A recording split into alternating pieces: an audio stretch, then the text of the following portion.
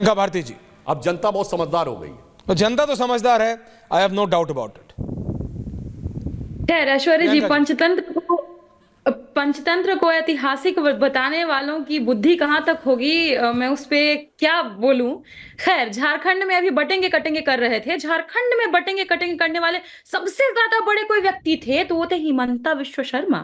खुद घुसपैठिए बन के आए थे झारखंड में, और झारखंडियों को, आदिवासियों को क्या कह रहे थे, वनवासी बोल के उनकी अस्मिता पे ठेस पहुंचाने वाले घुसपैठियों को, भाजपाई घुसपैठियों को झारखंड ने बाहर का रास्ता दिखा दिया, घुसने ही नहीं दिया। और ये अगर मैं आरजेडी की बात करूं, याद होना चाहिए 2009 के बाद फिर से तेजस्वी जी के नेतृत्व में आरजेडी ने वहां पर 6 सीटों पर चुनाव लड़ा, बहुत अच्छा जिसमें किया। 4 हमने निकाले और साथ ही साथ एक भी बहुत कम मार्जिन से हारे हैं।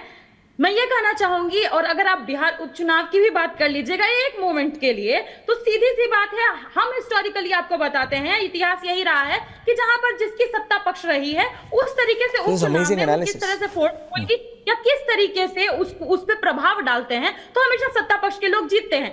आप 1 साल का जीता हुआ टेन्योर अपने पास रखिए, 2025 हम अपने पास रखेंगे, हम मुख्यमंत्री अपने पास रखने जा रहे हैं, और आपका जो कांटे बांटने वाली नीति है उसको हवा में फेंक दिया है झारखंडियों ने, तो आपके अभिमान को खंड खंड तो कर ही दिया है। बाकी आपके लिए लेसन मिल ही गया है। महाराष्ट्र लेके खुश हो जाइए, क्योंकि वहां आपने 10-10 हजार रुपए एक एक वोट की गिनती लगाई थी, जो आप झारखंड में करने में असफल रहे। मतलब कोई कहता है ईवीएम, नहीं, कोई कांग्रेस कह रही है ईवीएम, समाजवादी पार्टी कह रही है पुलिस, ये एक नया लाए हैं, हर एक वोटर को 10,000 रुपए दिए हैं, ये एक नया आया।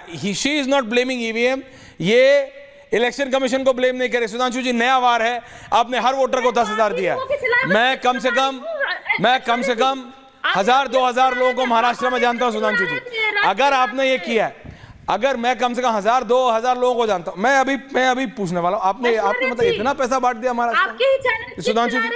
सुधांशु जी, मैम, वो जो विनोद तावड़े वाला था ना इशू, उसके अंदर उसका रियलिटी आपने देखा? जी ने जो बोला, सुधांशु जी, प्रियंका जी ने जो बोला, लेट बीजेपी रिप्लाई, वो बोलते प्रियंका जी का उद्घाटन कर दिया है।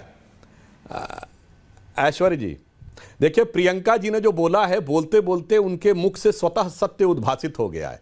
संस्कृत का एक सुभाषित है, सत्यम ब्रूयात प्रियम ब्रूयात न ब्रूयात सत्यम अप्रियम, परंतु इन्होंने प्रिय भी बोला है, इनके नाम में प्रियंका है, और सत्य भी बोला। इन्होंने क्या बोला? जिसकी जहां सत्ता होती है वो यूज करता, ये हिस्ट्री रही है। बिल्कुल सही आपने बोला।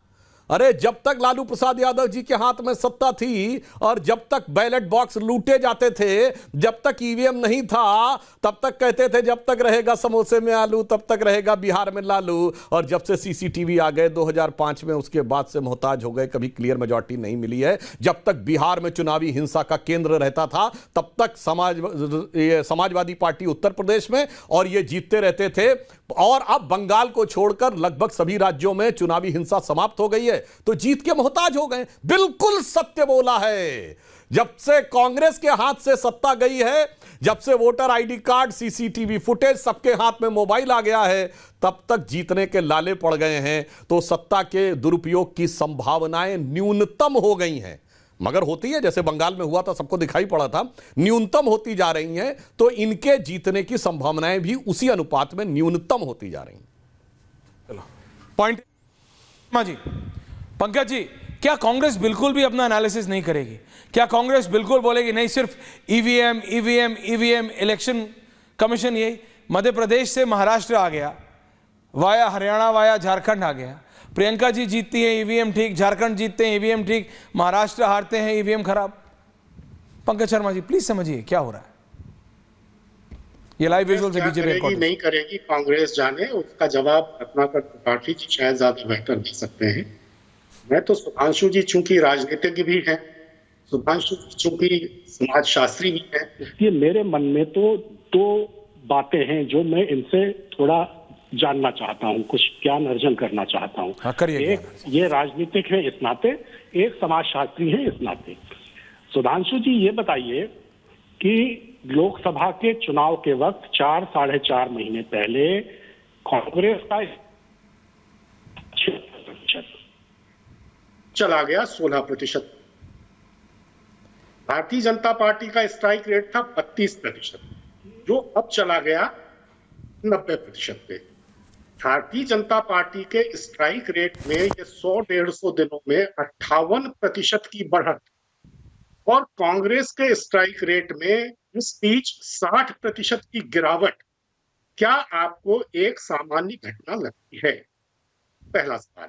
दूसरा सवाल ये है कि क्या इन चुनावों के, खासकर महाराष्ट्र के चुनावों के नतीजों के बाद हम ये मानकर चलें कि इस देश में जो जीवन से जुड़े बुनियादी प्रश्न हैं, जो जीवन से जुड़े बुनियादी मुद्दे हैं, यानी कि बेरोजगारी, यानी कि महंगाई, यानी लोकतंत्र की सुरक्षा, संवैधानिक संस्थाओं की सुरक्षा, ये गौण हो गए हैं और जीवन से जुड़े मुद्दे अलग रह गए और चुनावी वक्त के जो मुद्दे हैं, जैसे कि राखी बहन योजना या जैसे कि तरह तरह के नारे, ये अब ज्यादा महत्वपूर्ण हो गए हैं।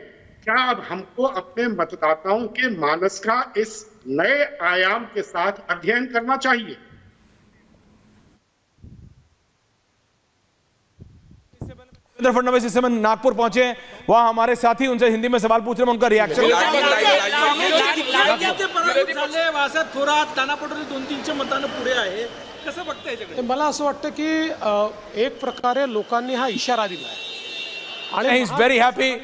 सूत्रों की माने तो he is all set to be the next chief minister of Maharashtra. Sudhanshu Trivedi ji जवाब दे रहे हैं। वैसे एक इन प्रिंसिपल सवाल था सुधांशु जी, अगर पार्लियामेंट्री बोर्ड वाला जवाब ना हो तो अगला मुख्यमंत्री होगा कौन, अगर बताने का कष्ट करें आप तो। वैसे पंकज जी के उन दो विस्तृत सवालों के बाद मेरा एक छोटा सा एक और सवाल।